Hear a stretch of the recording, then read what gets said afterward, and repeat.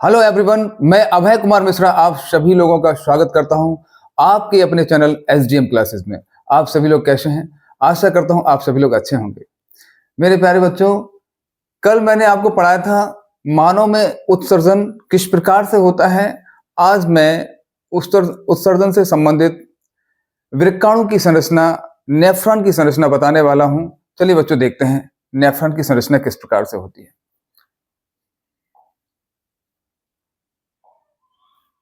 ये देखें बच्चों, जो हमारा वृक्क होता है बच्चों, जो किडनी होती है, उस किडनी के अंदर लाखों की संख्या में जो ब्लड होता है उसको छानने के लिए नेफ्रॉन्स लगे होते हैं, वृक्काणु लगे होते हैं। उसी वृक्काणु, उसी नेफ्रॉन्स की जो है मैं आज संरचना बताने वाला हूं आपको कि ब्लड किस प्रकार से किडनी के अंदर छाना जाता है। देखिए बच्चों, ये जो है एक वृक्काणु मीन्स नेफ्रॉन की संरचना है। इसमें बच्चों यहाँ पे देखेंगे आप, यहाँ पे ये बोमेन संपुट आपको दिख रहा होगा।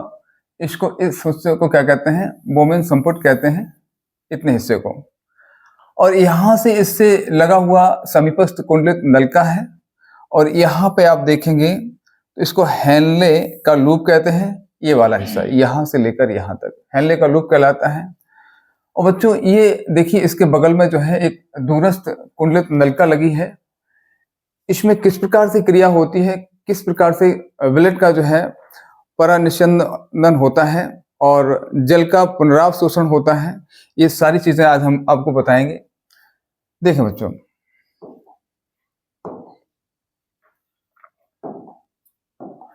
देखिए बच्चों, इसमें देखेंगे आप, इसमें बच्चों जो नीला कलर का, जो ब्लू कलर का जो दिख रहा है आपको, इसको वृक्क धमनी कहते हैं। वृक्क धमनी कहते हैं, रीनल धमनी कहते हैं बच्चों इसको।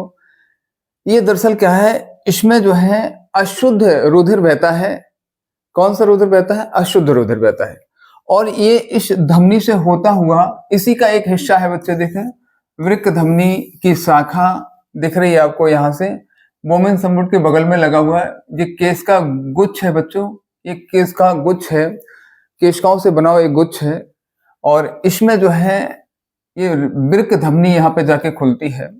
यहाँ से अशुद्ध रुधिर प्रवेश करता है और इन केश का गुच्छ के माध्यम से, जो कि कहाँ लगी है बच्चों? ये लगा है हमारा, इसको कहते हैं बोमेन संपुट। इतना हिस्सा क्या कहलाता है? बोमेन संपुट कहलाता है। इसके अंदर अशुद्ध रुधिर प्रवेश करता है और अशुद्ध रुधिर को ये केश का जाल जो लगा हुआ है, केश का गुच्छ जो लगा हुआ है, इसको यहाँ पे बोमेन संपुट के द्वारा इसको छाना जाता है। ब्लड को छानने के बाद इसको बच्चे, इसको देखेंगे आप, ये आपको दिख रहा है यहाँ से ये केश का ये वृक्क सिरा, इसको रीनल सिरा कहते हैं। रीनल सिरा से ब्लड ऐसा होता हुआ, ये आपको सब दिख रहा है, जो रेड कलर का जो दिख रहा है आपको हिस्सा, ये सब जगह, ये देखिए, ये देखिए, ये सब क्या है? इसमें शुद्ध रुधिर जा रहा है, शुद्ध रुधिर बह रहा है। अशुद्ध रुधिर को छान कर किसने? बोमेन संपुट के अंदर केश का गुच्छ ने इनको छाना और बोमेन संपुट के अंदर भेज दिया जाता है, जिसके माध्यम से इसको कहाँ भेज दिया जाता है? केश का शिरा। देखिए कहाँ भेज दिया जाता है? वृक्क शिरा में भेज दिया जाता है, जो कि शरीर के अन्य भागों में भेज देता है शुद्ध रुधिर को। ठीक है ना, समझ में आ गया होगा। इसके बाद दरअसल क्या है, जो ब्लड होता है बच्चों, इस ब्लड के अंदर जो अवशिष्ट पदार्थ पाए जाते हैं, उसका छनन भी कहाँ पे होता है? इसी बोमेन संपुट के अंदर होता है। और जब उसका छनन होता है बच्चों, जरा उसकी जो है पोजीशन मैं बताना चाहता हूँ आपको। इसको देखेंगे जरा, इसको देखेंगे बच्चों, ये देखिए, ये है बोमेन संपुट। यहाँ पे सारी प्रक्रिया हो गई। इसके बाद ब्लड को जो है रीनल सिरा के पास भेज दिया जाता है। रीनल सिरा इसको शुद्ध ब्लड को कहाँ? शरीर को प्रदान करता है। अब यहाँ पे देखें, बोमेन संपुट का जो भाग होता है बच्चों, यहाँ से आपको दिख रहा होगा, यहाँ पे है ये समीपस्थ कुंडलित नलिका है इसके बगल में। इसके बाद इतना हिस्सा कहलाता है हैनले का लूप कहलाता है, और ये हिस्सा कहलाता है बच्चों, क्या कहलाता है? दूरस्थ कुंडलित नलिका है। अब जो ब्लड का जो छनन होता है, वो प्रक्रिया आप देखिए किस प्रकार से होता है। इसको मैं अपने माध्यम से एक फिगर बना रहा हूं, उसको समझिएगा आप सभी लोग। देखिए बच्चों, इसको देखेंगे, इसको देखिए, इसको देखें,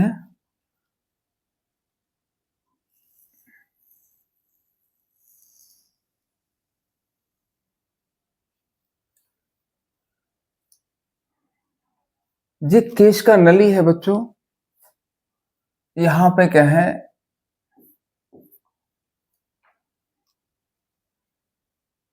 अभिवाही, अभिवाही धमनिका है ये बच्चों, धमनिका अधिक चौड़ी होती है, अधिक चौड़ी होती है ये अवाही धमनिका। यहां से बच्चों ब्लड प्रवेश करता है, यहां से क्या प्रवेश करता है, इस नलिका के अंदर क्या जा रहा है, ब्लड प्रवेश कर रहा है, यहां से ब्लड प्रवेश कर रहा है। यहां पे अधिक चौड़ी होती है, ये अशुद्ध रुधिर प्रवेश कर रहा है इसमें। कौन सा बच्चों, अशुद्ध रुधिर प्रवेश कर रहा है। वृक्क धमनी का हिस्सा होता है ये अभिवाही धमन का, यहां से अशुद्ध रुधिर बहता है। अब इसको देखेंगे आप, इसको देखें,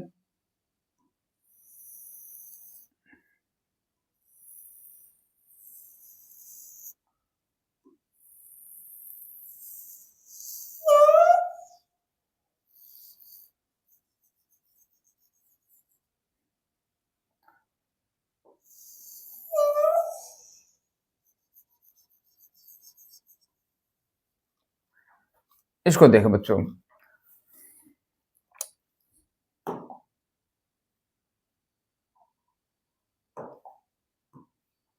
यहाँ पे बच्चों पोडोसाइट कोशिकाएं लगी हैं, पोडोसाइट कोशिकाएं लगी हैं यहाँ पर, यहाँ पे पोडोसाइट कोशिकाएं, इनका काम क्या है, ब्लड को छानना होता है बच्चों। ये है पोडोसाइट कोशिकाएं, ये क्या है बच्चों, पोडोसाइट, पोडोसाइट कोशिकाएं लगी हैं, कोशिकाएं, पोडोसाइट कोशिकाएं। इसको बच्चों बोमेन संपुट कहते हैं, इसको बोमेन संपुट, इतना हिस्सा आपको दिख रहा है ना, ये बोमेन संपुट है, संपुट। इसको बोमेन कैप्सूल कहते हैं, बोमेन्स कैप्सूल भी कहते हैं इंग्लिश में। बच्चों यहाँ पे क्या होता है, यहाँ पे जो ब्लड आ रहा है, यहाँ पे जो अभिवाही धमनिका है, ये यहाँ पे अधिक चौड़ी होती है। जहां चौड़ा होता है वहां से अशुद्ध रुधिर प्रवेश करता है, और जैसे इस नलिका में इसके माध्यम बोमेन संपुट में जो आता है, बोमेन संपुट में जो पोडोसाइट कोशिकाएं लगी हैं, पोडोसाइट कोशिकाएं क्या करती हैं, इस ब्लड का छनन करती हैं, इस ब्लड का क्या करती हैं बच्चों, छनन करती हैं, इस ब्लड का क्या करती हैं, छनन करती हैं। और इस ब्लड को छानने के बाद क्या होता है, यहाँ पे अमोनिया, अमोनिया जो अपशिष्ट पदार्थ है बच्चों, अमोनिया, यूरिया, यूरिक अम्ल, यूरिक अम्ल, अमोनिया, यूरिया, यूरिक अम्ल यहां से इस ब्लड से बाहर निकाल दिया जाता है। इसके साथ में जल भी होता है बच्चों, इसके साथ में क्या होता है, जल भी इसके साथ में होता है। जब ब्लड का छनन होता है वृक्काणु के द्वारा, बोमेन संपुट में होता है ये सारी चीजें। और बच्चों यहाँ पे जो शुद्ध ब्लड होता है, यहाँ से जो पतली अभिवाही धमन का कैसी होती है, चौड़े सिरे वाली होती है, और यहाँ पे कैसी होती है बच्चों, पतले सिरे वाली होती है। इसको कहते हैं अपवाही, अपवाही धमनिका, इसको अपवाही धमनिका कहते हैं। और ये कैसी होती, कम चौड़ी होती है, कम चौड़ी होती है। और यहां से कौन सा ब्लड निकलता है बच्चों, यहां से शुद्ध रुधिर प्राप्त होता है, शुद्ध रुधिर प्राप्त होता है। इतना हिस्सा आप देखिए, यहां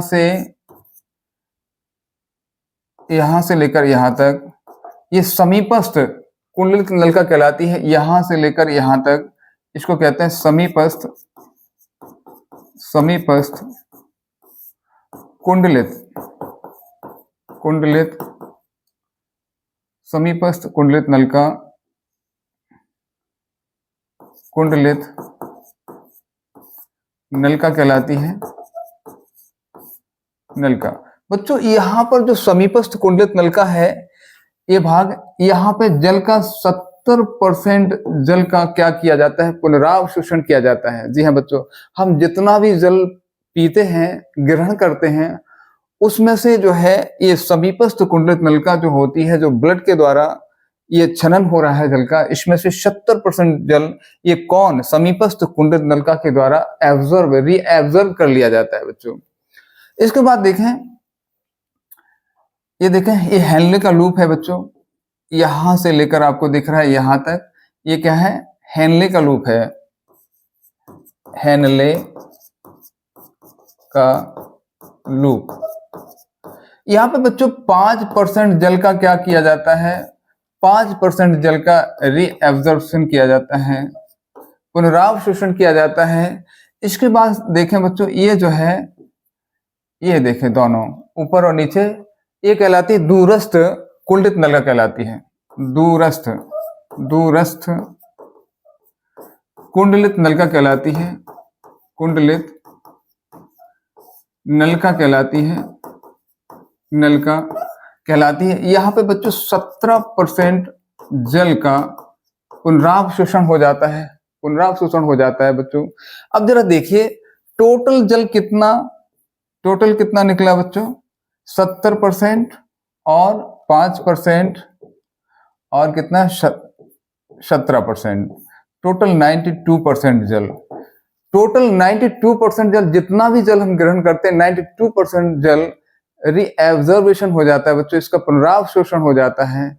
केवल हम 8% जल ही मूत्र के साथ त्याग करते हैं, केवल 8% जल ही मूत्र के साथ हम त्याग करते हैं, जितना पीते हैं उतना नहीं करते हैं, केवल 8% जल ही हम क्या करते हैं, उसका उत्सर्जन करते हैं।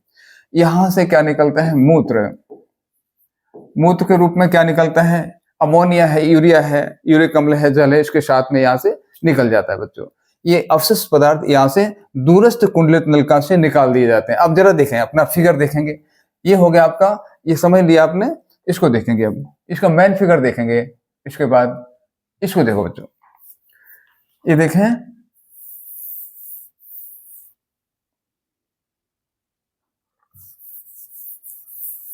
इसको देखें फिर से एक बार, देखिए ये बोमेन संपुट लगा हुआ है और यहाँ पे ये आपको दिख रहा है, इसको कहते हैं अफवाही धमन का। यहाँ से बच्चों कौन सा रुधिर प्रवेश कर रहा है, कहोगे अशुद्ध रुधिर प्रवेश कर रहा है, यहाँ से अशुद्ध रुधिर प्रवेश करता है। यहाँ पे जो केशिका गुच्छ लगा हुआ है, केशिकाओं का जाल लगा है, ये रुधिर को क्या करता है, फिल्ट्रेट करता है, इसको छानता है, और जो शुद्ध रुधिर होता है बच्चों अफवाही धमनिका के द्वारा, ये देखो यहाँ से शुद्ध रुधिर होता है, यहाँ से बोमेन संपुट में भेज दिया जाता है, जो कि यहाँ पे देखिए जाल लगा हुआ है, कौन सा जाल है, केश का जाल लगा है, केश का।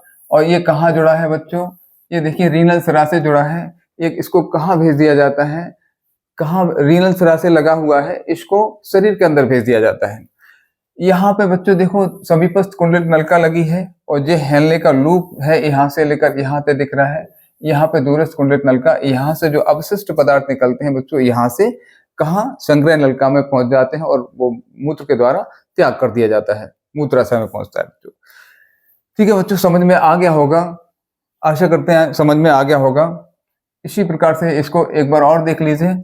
यहाँ पे जो ब्लू कलर का आपको दिख रहा है वृक्क धमनी है, इसमें अशुद्ध रुधिर बहता है और कहाँ से पहुंचता है, यहाँ से प्रवेश करता है, और वृक्क शिरा के द्वारा जो शुद्ध रुधिर जो आपको रेड कलर का दिख रहा है, ये कहाँ पहुंचा दिया जाता है, शरीर के अंदर पहुंचा दिया जाता है। और पास में ये क्या लगा, संग्राहक वाहिनी लगी है, जहाँ पे मूत्र को जो है त्याग करने के लिए इसको मूत्राशय में भेज दिया जाता है, जब समय समय पर इसको त्याग किया जाता है बच्चों।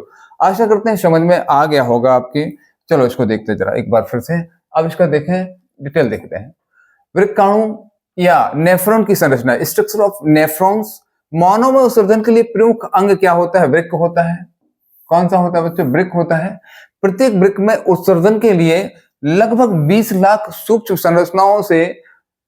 संरचनाएं पाई जाती हैं, जिनको नेफ्रॉन्स कहते हैं। जो अभी मैंने नेफ्रॉन्स की संरचना बनी, इस प्रकार की संरचनाएं कितनी 20 लाख के लगभग पाई जाती है, जिन्हें नेफ्रॉन्स कहते हैं। प्रत्येक वृक्क नलिका, नेफ्रॉन्स, इसी को वृक्क नलिका भी कहते हैं, एक लंबी और अत्यधिक कुंडलित नलिका होती है। नेफ्रॉन का ऊपरी सिरा एक कप के आकार का होता है, जिसे क्या कहते हैं, बोमेन संपुट कहते हैं। देखिए, नेफ्रॉन का जो ऊपरी सिरा होता है एक कप के आकार का होता है, एक कप के आकार का होता है। ये देखिए ऊपरी सिरा कैसा होता है बच्चों, एक कप के आकार का होता है, जिसको क्या कहते हैं, बोमेन संपुट कहते हैं। इसको क्या कहते हैं बच्चों, बोमेन संपुट कहते हैं। बोमेन संपुट कहते हैं। बोमेन संपुट की गुहा में रक्त कोशिकाओं से बना केश का गुच्छ होता है, उसके अंदर एक केश का गुच्छ पाया जाता है। इसके अंदर क्या पाया जाता है बच्चों, एक केश का गुच्छ पाया जाता है। देखिए ये इस प्रकार से कैसा एक केश का गुच्छ पाया जाता है। इसको क्या कहते हैं, ये क्या करता है, ब्लड को छानता है बच्चों। ये ब्लड को क्या करता है, ये ब्लड को छानता है। कोशिकाओं से बना केश का गुच्छ होता है। बोमेन संपुट नेफ्रॉन का प्रवेश द्वार कहलाता है। नेफ्रॉन का प्रवेश द्वार कहलाता है बोमेन संपुट। यहीं से जो है ब्लड प्रवेश करता है छानने के लिए, और बोमेन संपुट में प्रवेश कर जाता है। बोमेन संपुट को छोड़कर वृक्क नलिका का शेष भाग स्रावी नलिका कहलाता है, जहां पर जो है क्या होता है, जो ब्लड छानने के बाद जो अपशिष्ट पदार्थ बचते हैं बच्चों, इसी स्रावी नलिका से होकर कहाँ पहुंचते हैं, दूरस्थ कुंडित नलिका में पहुंचते हैं। ये 3 भागों में बटी होती है। पहली समीपस्थ कुंडित नलिका, अभी मैंने बताया था आपको। दूसरा हेनले का लूप, और तीसरा क्या भाग होता है, दूरस्थ कुंडित नलिका में बटी होती है। लूप के चारों ओर रक्त कोशिकाओं का क्या होता है, एक केश का जालक होता है। देखिए बच्चों फिर से देख लें एक बार, ये देखें, ये देखिए इतना हिस्सा क्या कहलाता है, समीपस्थ कुंडित नलिका कहलाता है। ये क्या कहलाता है, हेनले का लूप कहलाता है। ये क्या कहलाता है बच्चों, दूरस्थ कुंडित नलिका कहलाता है। 3 भागों में बटा होता है। यहाँ पे बोमेन संपुट है। आगे देखें, लूप के चारों रक्त कोशिकाओं को केश का जालक होता है। अशुद्ध रक्त वृक्क धमनी में कहा जाता है, अशुद्ध रक्त वृक्क धमनी द्वारा धमनका से होता हुआ केश का गुच्छ में पहुंचता है, और केश का गुच्छ की जो केशिकाओं से छनकर, उसकी जो कोशिकाएं लगी होती हैं उनसे छनकर रक्त का तरल भाग कहाँ पहुंच जाता है बच्चों, बोमेन संपुट में पहुंचता है। बोमेन संपुट क्या करता है, इसको रीनल शिरा में भेजता है, और वहां पर शरीर को भेज दिया जाता है, और शरीर के अंदर उसको शुद्ध रक्त को भेज दिया जाता है। यह तरल पदार्थ वृक्क नलिका में बहता है। इसी समय बोमेन संपुट में क्या होता है बच्चों, परानिस्यंदन होता है, अल्ट्रा फिल्ट्रेशन होता है, ब्लड को छाना जाता है, और परानिस्यंदन द्वारा रुधिर से जो उत्सर्जी पदार्थ हैं एवं जल अलग हो जाते हैं। उत्सर्जी पदार्थ और जल अलग हो जाते हैं। उत्सर्जी पदार्थ जैसे अमोनिया है, यूरिया है, यूरिक अम्ल है, और जल, ये सब क्या हो जाते हैं, अलग हो जाते हैं। तथा इस प्रकार बने छनित में कुछ लाभदायक यौगिक भी बच्चों मिलते हैं हमको, जैसे ग्लूकोज है, अमीनो अम्ल है, कुछ लवण है, तथा जल है। केश का नाल के द्वारा पुनः इनको अवशोषित कर लिया जाता है, इनको पुनः रीएब्जॉर्ब कर लिया जाता है। अवशिष्ट पदार्थ युक्त तरल, जो अवशिष्ट बचे रहते हैं, जो तरल बचा रहता है, उसको संग्राही नली में भेज दिया जाता है। यहां से यह मूत्र नलिका के द्वारा मूत्राशय में भेज दिया जाता है। मूत्र नलिका के द्वारा कहाँ पे बच्चों, मूत्राशय में भेज दिया जाता है, और समय समय पर मूत्र मार्ग द्वारा शरीर से इसको बाहर निकाल दिया जाता है। बच्चों ये थी नेफ्रॉन की संरचना। आशा करते हैं आप लोग समझ पाए होंगे। इस वीडियो को आप अच्छे से देखिए, समझिए। उस फिगर को आप कोई भी फिगर आप बना सकते हैं, चाहे तो इसको बना लीजिए, आप इसको बनाना चाहे तो इसको बना सकते हैं फिगर को। इस फिगर को आप चाहो तो इसको बना लीजिए, या इसको नहीं बनाना है तो आप इसको बना सकते हैं, इसको बना सकते हैं बच्चों। इस फिगर को आप बना सकते हैं, इस फिगर को आप बना सकते हैं, कोई दिक्कत नहीं, दोनों फिगर एक जैसे हैं, ठीक है। और समझने के लिए बच्चों मैंने इसको आपको अच्छे से समझा दिया, किस प्रकार से जो है अलग अलग तरीके से मैंने बता दिया। ये पोडोसाइट कोशिकाएं हैं, ये ब्लड को किस प्रकार से छानती हैं, अमोनिया, यूरिया, यूरिक अम्ल, जल समीपस्थ कुंडलित नलिका में भेज दिया जाता है, और फिर हेनले के लूप में जाता है। इसके बाद दूरस्थ कुंडलित नलिका में जाता है। किस प्रकार से जल का रीएब्जॉर्बेशन होता है, ठीक है बच्चों। आशा करते हैं समझ में आ गया होगा। इसी के साथ बच्चों मैं आपसे विदा लेता हूँ और मिलता हूँ नेक्स्ट वीडियो में। तब तक के लिए जय श्री कृष्णा, जय मां शारदे।